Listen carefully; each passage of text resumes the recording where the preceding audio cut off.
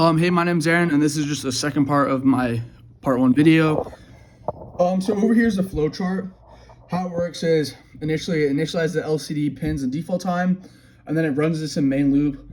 The main loop is it displays the time on the LCD in hours, minutes, and seconds, whether it's AM or PM, and then it goes straight into A, is the alarm time reach, and it has two options, yes or no. If yes, it turns the buzzer on, and then after the buzzer's on, you have to stop. Is the stop button pressed? Question mark. If the button is turned off, then it's just going to update the time on the LCD, hours, minutes, and seconds, as well as AM and PM. And then if the alarm time is reached and it's no, it's just going to update the time no matter what.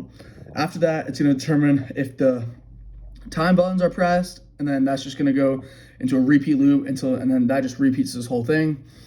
And then moving on to the code snippet for the LCD initialization, what this part does, this part of the code basically sets up the LCD screen and shows the time. It makes sure the time looks nice by always showing 2 digits for hours, minutes, and seconds, and adds AM, PM labels. The LCD set cursor command moves the cursor to the right spot on the screen, and the LCD print is used to actually show the time. Here's the cursor and here's the print.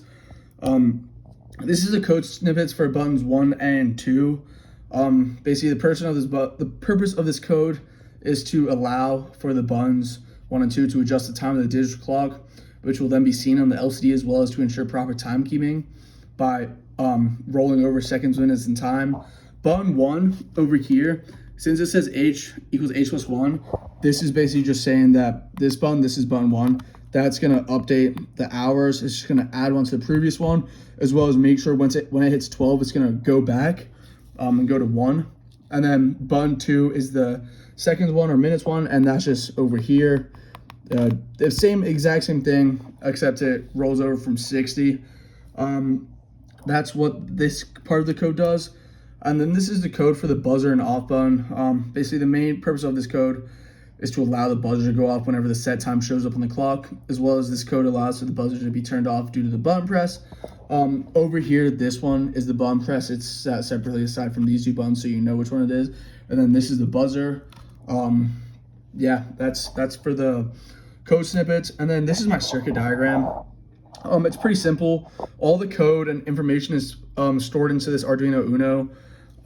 Whatever I put into the code then displays onto the LCD display unit. So say I put 10:23 a.m., that's going to display up here. And then these two buttons, the green buttons, these are the buttons which manually adjust the time, which I previously just showed you. This is hours and this is minutes. That's going to just change the time no matter what. It doesn't matter what time it is, it's going to change the time. And then this red button, that's going to be the stop button, and that's the buzzer. So if the alarm goes off, you click the red button to stop it, and that's the buzzer's going to turn off when you do that. So yeah, that's my project. Thank you for watching.